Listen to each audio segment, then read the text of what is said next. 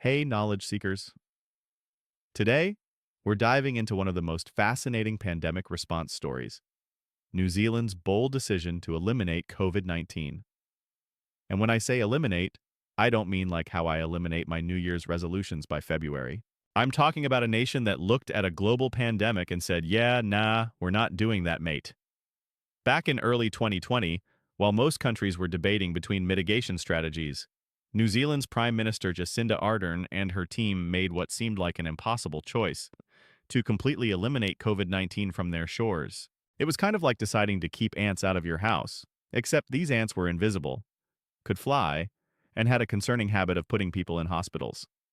Now, you might be wondering, why would a country choose such an ambitious strategy? Well, imagine you're playing a game of Pandemic, the board game, not the actual thing we live through. You have two options: try to manage the spread and hope for the best, or go all in on stopping it completely. New Zealand basically chose the video game's hardcore mode. The strategy was built on four key pillars: border controls tighter than a jar of Vegemite, extensive testing that would make even the most thorough high school teacher jealous, contact tracing that would impress FBI agents, and strict lockdowns that made introverts think, finally, everyone lives like us. Let's break down how they actually pulled this off. First, those border controls. New Zealand turned their island advantage into their superpower. Being surrounded by water suddenly became more useful than just having great beach views. They basically turned their borders into the world's most exclusive club, where even getting on the guest list required a 2-week timeout in managed isolation. The testing strategy was so comprehensive that at one point they were testing more people per capita than almost any other country. They were swabbing noses with such enthusiasm, you'd think they were mining for gold, and in a way, they were. Each negative test was worth its weight in economic recovery potential. Now let's talk about their contact tracing system. It was so detailed that if you sneezed in Wellington, they could tell you who walked past you in Auckland 3 days ago. It was like having a nationwide game of 6 Degrees of Kevin Bacon, except instead of finding connections to a famous actor, they were tracking down every possible COVID exposure. And those lockdowns. Oh boy. When New Zealand said lockdown, they meant lockdown. None of this essential shopping includes buying a new PlayStation business. They went full stay home and watch all of Lord of the Rings mode, which, given that it was filmed there, seemed rather fitting. But here's where it gets really interesting. It worked. By June 2020, New Zealand had eliminated community transmission of COVID-19. They became the envy of the world, living in their COVID-free bubble while the rest of us were still trying to figure out if we needed to disinfect our groceries. Looking back from our vantage point in 2025, we can see both the brilliant successes and the challenging trade-offs of this strategy. The initial elimination was incredibly successful, leading to lower death rates, less economic disruption in the long run, and a period of relative normalcy while much of the world was still in crisis mode. But it wasn't all smooth sailing. The strategy required incredible sacrifice from New Zealanders. Tourism, a major industry, took a massive hit. International students disappeared faster than free food at a university event, and families were separated for extended periods, leading to some very emotional reunions that could have funded several seasons of reality TV shows. The strategy also faced its biggest test with the arrival of more transmissible variants. It was like playing the same game, but with the difficulty suddenly cranked up to expert mode.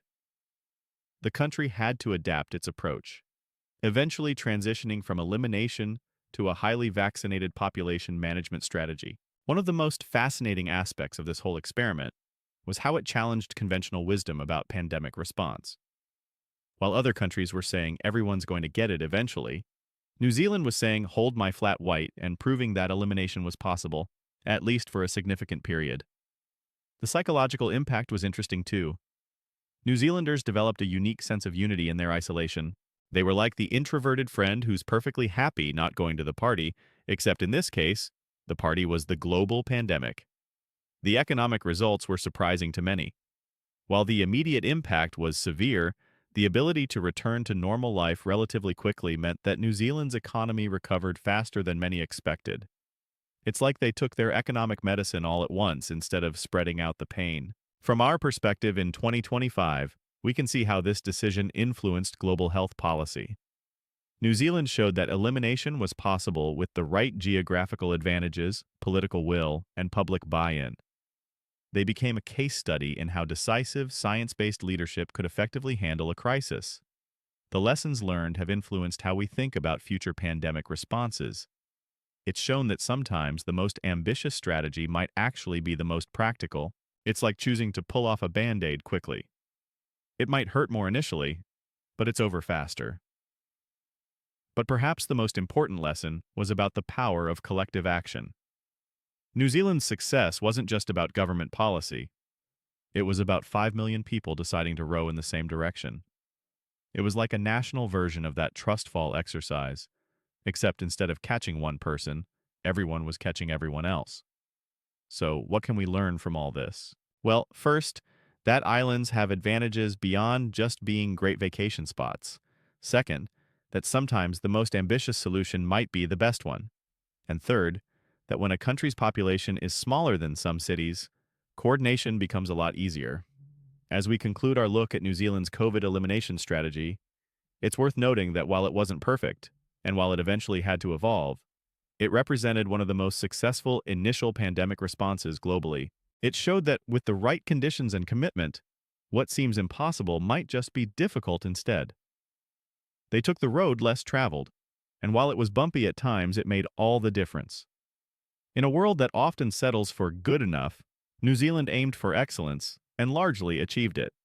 It's like they wrote a master class in pandemic response, even if not everyone could take the same course. So the next time someone tells you something's impossible, just remember, a small country at the bottom of the world looked at a global pandemic and said, "Nah, we're good, thanks."